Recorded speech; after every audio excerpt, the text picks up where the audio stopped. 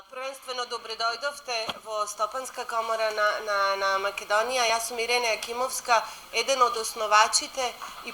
na kompanijata Konfiangel, a v ovaj moment sam vo funkcija na podpredsedatel na Sovetot na stranske investicije pri komora na Makedonija. Zaključok za prioritetna zadaća ovo 2016. pri Sovetotna Stopanska komora vo akcioni od plan za realizacija na našite aktivnosti definitivno je ona što je tema deneska na razgovor. A to je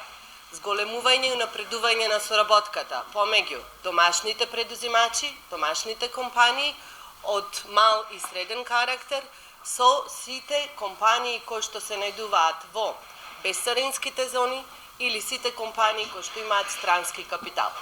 Имено, во процесот на работа на Советот на странски инвестиции во 2015 година дојдовме до едно сознание дека мора да се зголеми квалитетот на услуги и на производи кои што домашните компании ги пласираат и треба да ги пласираат за потребите на странските компании. На тој начин, индиректно ќе влијаеме на зголемување на бројот на вработени, на зголемување на степенот на извоз како репроматеријали и услуги према Европа и трето, на зголемување на додатната вредност. С оглед на тоа што сите странски компании, вклучувајќи и нашата, им треба одреден тип на производи и услуги за да можат да го реализираат своето производство истите како крајни производи да ги пласираат во Европа, с оглед на тоа што работиме под одредени стандарди со меѓународни сертификати и дозволи и стандарди за квалитет и други за човекови ресурси и други стандарди, ние донесовме еден заклучок Советот на странски инвестиции да им помогне на оние домашни компании кои што сакаат да соработуваат со странските компании преди се да ги пласираат своите производи и услуги при странските компании. Имено на тој начин, со помош на Стопанска комора на Македонија, ќе изработиме база на податоци, исто така и со помош и на другите асоциации кои што имаат контакт и следливост на сите домашни компании, ќе добијаме база на податоци за сите компании во Македонија со домашен капитал, кои типови на производи би можеле да ги пласираат во странските компании и кои типови на услуги. На овој начин ќе влијаеме значително на зголемување на бројот на вработени и на овој начин ќе влијаеме значително на зголемување на квалификациите и стандардите на работење во домашните компании. Тоа е она што ние го поставивме како главна цел за работа во 2016, независно од сите други кои што се реализација на нашите планови и визии за наредната година. Доколку имате некои прашања, јас сум тука да ви одговорам. Направи едно интерно истражување помеѓу нашите членки од странските инвеститори во технолошко-индустријските развојни зони во однос на висината на исплатените бруто плати и согласно ова истражување може да кажеме дека став на Советот е дека исплатените бруто плати во слободните зони не отстапуваат драстично од просечната бруто плата на територија на Република Македонија. Знаеме дека во јавноста излегува повеќе истражувања кои што укажаа дека постои значително отстапување на исплатените бруто плати кај странските инвеститори во зоните во однос на просечната бруто плата на во државата согласно податоците од Државниот завод за статистика. Меѓутоа, може да се каже дека овие податоци кои што беа извадени во јавноста, може да се каже дека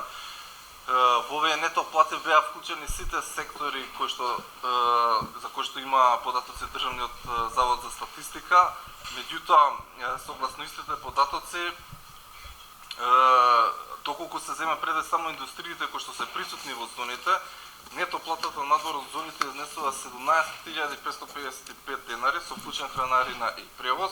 додека платите што се исплатени во зоните изнесува 16.143 денари, без калкулирани и обезбедени превоз и храна, кои се околу 5.000 денари на месечна основа. Тоа значи дека ако се земе предвид компарацијата, се спореди помеѓу индустријските сектори кои што се вклучени во слободните индустријски развојни зони, тука пред се спаѓа софтверската индустрија, производство на компјутерски и електронски делови, хидраулични гумени производи и така натаму, може да се каже дека отстапувањето на платите во слободните зони е минимално во однос на просечната исплатена бруто плата на територија на Република Македонија. Уште едно од овие истражувања е дека работниците кои вршат трудово интензивни задачи се исплаќаат согласно законски загарантираната минимална плата, додека раководните лица од средно ниво на менеджмент, кои што се во најголем број случаи македонски државјани, се подобро платени, односно согласно просекот на бруто платата, како и во останатите странски домашни компании во земјава. Од информациите што не ги доставија компаниите членки од Советот на странски инвеститори, имам информација дека целосно се исплаќаат придонесите за здравствено и пензионско осигурување, додека оние компании кои не вршат организиран превоз и хранарина, изотоците ги инкорпорираат во купната бруто плата. Значи, согласно ова истражување, може да кажеме дека ставот на Советот е дека исплатените бруто плати од слободните зони не отстапуваат значително од бруто платата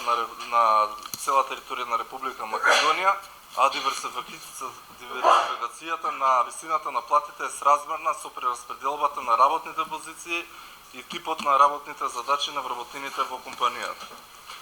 Во последен временски период се соочуваме со зголемена конкуренција во однос на работната сила.